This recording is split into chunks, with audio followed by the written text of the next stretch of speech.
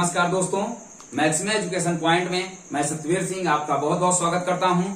आज के वीडियो में हम देखेंगे करंट अफेयर्स का, जहां पास पार्ट हमने परसों की वीडियो में सुना था, उसी के आगे ये जो वीडियो लगातार आपको करंट के दिए जा रहे हैं या किसी मंथ के नहीं है कि हम इसे जून में पढ़ा रहे हैं तो अप्रैल का है, मई का है कि जनवरी का है, फरवरी का है। ये इसका टारगेट 2020 में होने वाली जो भी परीक्षाएं हैं उसमें जो करंट अफेयर्स है वो ये मान के चलिए कि नवंबर 2019 से लेकर और आगे जाकर के ये मान के चलिए कि जहां तक हम लोग काम कर रहे हैं लगातार पूरा करंट आने वाला है।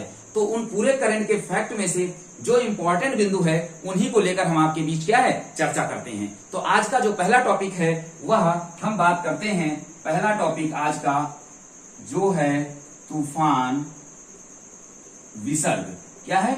एक तूफान आया था जिसका नाम है विसर्ग। इसके बारे में बात करेंगे क्योंकि जो भी चीज चर्चा में होती है वहां से प्रश्न आने की पूरी संभावना होती है। तो सबसे पहले हम यह ध्यान देंगे कि यह कहां पर, यह एक तूफान है जिसका नाम विसर्ग है। यह कहां पर आया?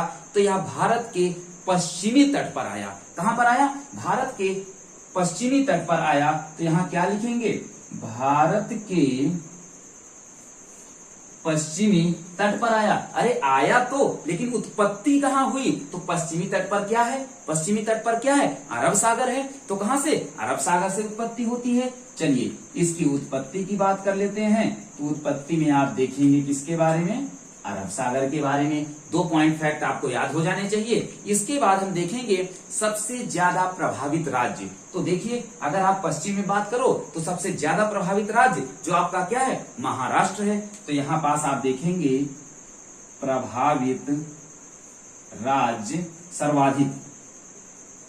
सर्वाधिक प्रभावित राज्य कौन है? महाराष्ट्र है। ये पॉइंट आपको याद हो जाना चाहिए। अन्य अगर हम बात करें इस तूफान विसर्ग के बारे में कुछ अन्य तथ्य की, तो आप देखेंगे कि मौसम विभाग के साइक्लोन ई एटलस जो मौसम विभाग की जानकारी देती है उसके अनुसार यह कहा गया कि यह जो तूफान है 129 वर्ष बाद मुंबई के तट पर आया। कब आया? 129 वर्ष के बाद आया। किसने कहा? मौसम विभाग की साइक्लोन ई एटलस। देखिए किसने कहा? अगर हम इसमें विशेष रूप से बात करें तो देखिए मौसम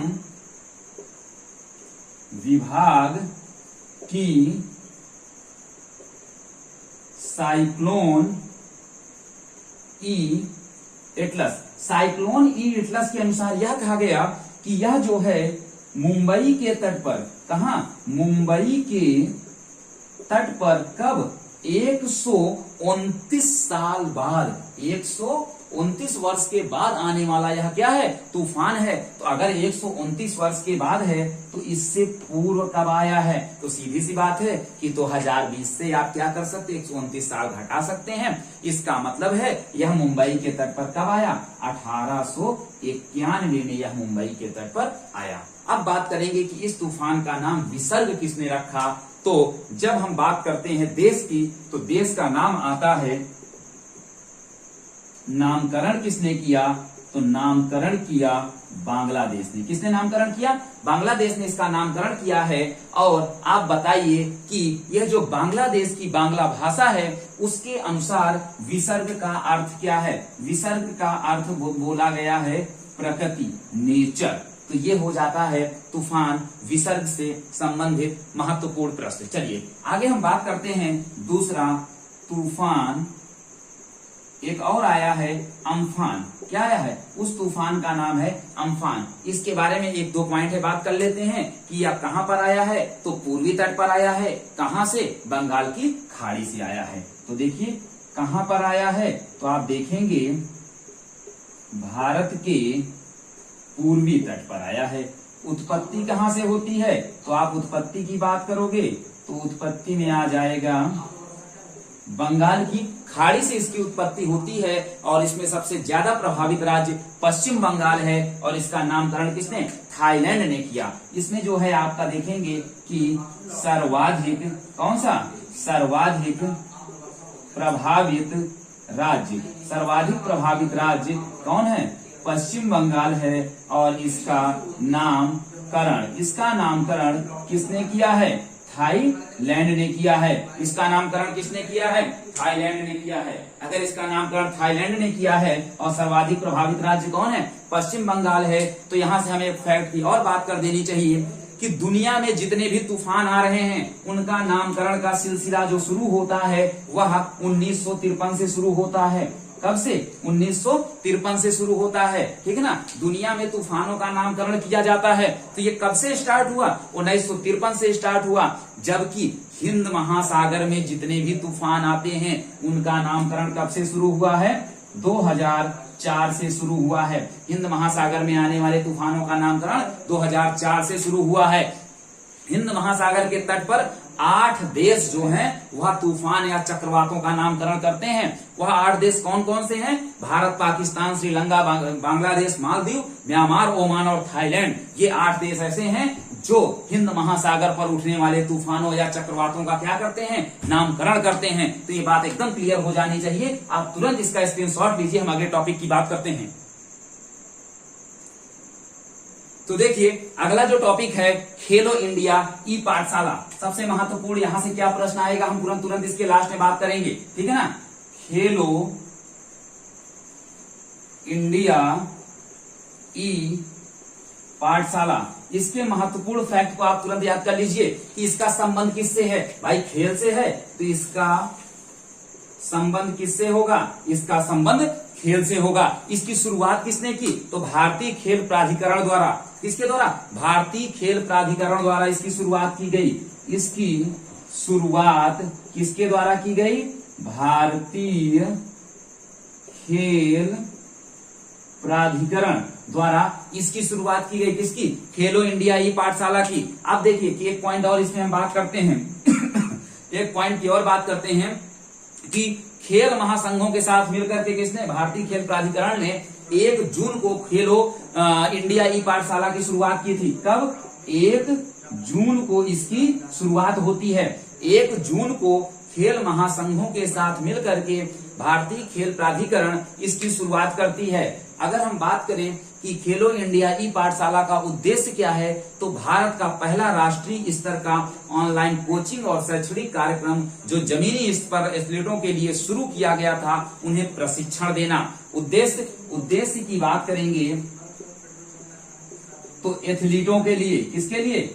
एथलीटों के लिए। हम फिर से इसका आपको रिपीट कर देते हैं कि इसका उद्देश्य था भारत का पहला राष्ट्रीय स्तर का, नेशनल लेवल का ऑनलाइन कोचिंग और शैक्षणिक कार्यक्रम जो जमीनी स्तर पर एथलीटों के लिए शुरू किया गया था। अब देखिए यह हो गया इसका क्या उद्देश्य। बात करेंगे इसके लक्ष्य के लेकर के। तो लक्ष्य क्या है? खेलो इंडिया ई पाठशाला का जो लक्ष्य है वह है उन युवा एथलीटों को जानकारी देना जो कोरोना वायरस के कारण कुछ दिनों से एकेडमिक में ट्रेनिंग नहीं ले पा रहे थे। तो देखिए एकेडमी में ट्रेनिंग ना ले पाने वाले एथलीटों, जितने भी एथलीट हैं उन्हें क्या करना है? उन्हें जानकारी देना है। क्या है? जानकारी देना है। ये महत्वपूर्ण फैक्ट खेलो इंडिया ई पाठशाला से संबंधित है। इसके बाद सबसे महत्वपूर्ण फैक्ट जहां से प्रश्न आएगा कि खेलो इंडिया ई पाठशाला की शुरुआत किसने की, सबसे महत्वपूर्ण प्रश्न यहाँ पे इसके आने की पूरी संभावना है कि इसकी शुरुआत किसने की थी। तो किरण रिजिजू, क्या नाम है? किरण रिजिजू और अर्जुन मुंडा ने। किसने इसकी शुरुआत की थी? किरण रिजिजू और अर्जुन मुंडा ने इसकी शुरुआत की थी। तो एक बात हमें क्लियर हो जानी चाहिए कि किरण रिजिजू है कौन? वो युवा व खेल मंत्री हैं। और अर्जुन मुंडा कौन है? जनजातीय मामलों के मंत्री हैं। इन दोनों की बात हमें यहाँ एकदम क्लियर हो जानी चाहिए। किरण रिजिजू कौन है? युवा व, यहाँ पे हम बात कर लेते हैं, युवा व खेल मंत्री हैं। और अर्जुन मुंडा कौन है? ये जनजातीय मामले के मंत्री हैं। जनजातीय मामले के मंत्री। तुरंत आप इसे नोट कर लीजिए, तुरंत नोट करेंगे तो हम अगले टॉपिक की ओर बात करेंगे। ये एकदम से बात क्लियर हो जानी चाहिए। इसके इंपॉर्टेंट फैक्ट को आप तुरंत ही स्क्रीनशॉट लेने के लिए तैयार हो जाइए, ठीक है। हम इधर किनारे आते हैं, आप इसका तुरंत स्क्रीनशॉट लीजिए, हम बात करते हैं आपसे। तो देखिए एकदम से कॉन्सेप्ट के साथ हम आपको करंट अफेयर्स बता रहे हैं, तुरंत इसका एकदम हमने पहले ही बताया है कि कॉपी पेन लेके बैठ जाइए और इसका नोट डाउन जरूर करते जाइए। तो अगला टॉपिक जो जहां से चर्चा में रहा है वहीं से प्रश्न आने की ज्यादा संभावना होती है, और चर्चा में जो अगला टॉपिक हम आपको बताने वाले हैं वह है आंध्र प्रदेश की राजधानी। आंध्र प्रदेश की राजधानी। अब आप लोग आश्चर्यचकित हो गए होंगे कि आंध्र प्रदेश की राजधानी से क्वेश्चन कैसे बन सकता है। तो यह चर्चा में है। यह क्या है, हमने कहा प्रश्न वहीं से बनेगा बेटा जहां क्या होगा, चर्चा में। यह चर्चा में क्यों है, क्योंकि इसकी 3 राजधानी है। देखिए है ना आश्चर्यचकित वाली बात, क्योंकि इसकी 3 राजधानी है। कितनी? 3 राजधानी है। तीनों राजधानी की अगर हम बात करें तो एक विधायी राजधानी, कार्यकारी राजधानी और न्यायिक राजधानी। चलिए बात कर लेते हैं। इसमें पहला क्या है, विधायी राजधानी।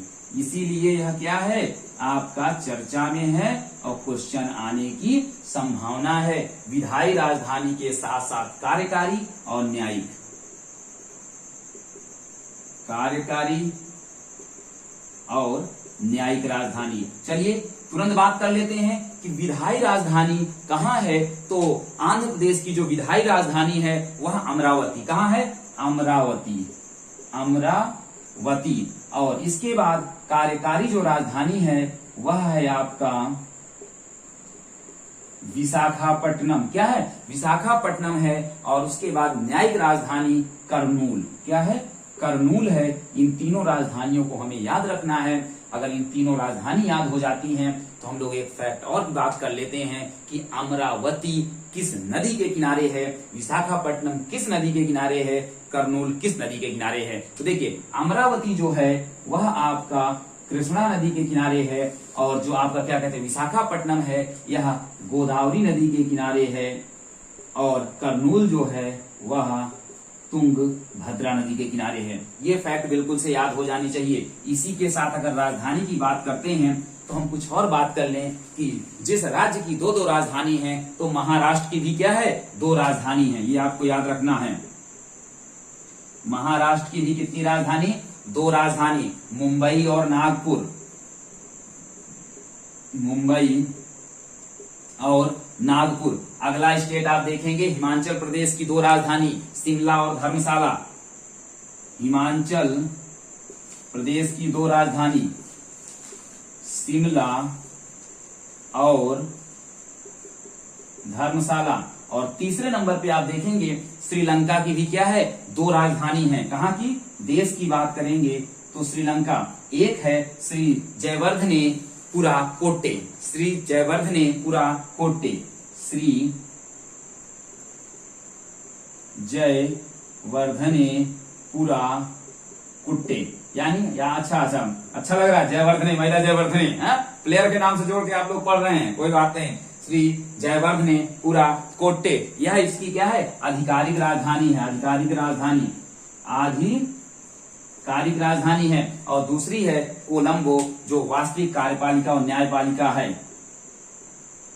कोलंबो जो कार्यपालिका प्लस न्यायपालिका है। तो इस फैक्ट को भी आप तुरंत, इसीलिए यह चर्चा में है क्योंकि तो यहां से आपसे ऑप्शन पूछ लेगा कि कौन सा ऐसा राज्य है जिसकी 2 राजधानियां नहीं है, वहां आपको ऑप्शन दे देगा। तो तुरंत आप इसे क्या करिए, नोट डाउन कर लीजिए, चाहे स्क्रीनशॉट ले लीजिए। तुरंत स्क्रीनशॉट ले लीजिए आप। तो उम्मीद है कि आपने इसे नोट कर लिया होगा। इसी तरीके से करंट अफेयर्स के जितने भी अपडेट हैं आप लोगों को मिलते रहेंगे। आप चैनल पे बने रहिए। जितने भी लोग नए लोगों को आप जोड़िए और चैनल को सब्सक्राइब कराइए, कमेंट करिए, लाइक करिए। इसी के साथ धन्यवाद। हम मिलते हैं नए वीडियो के साथ।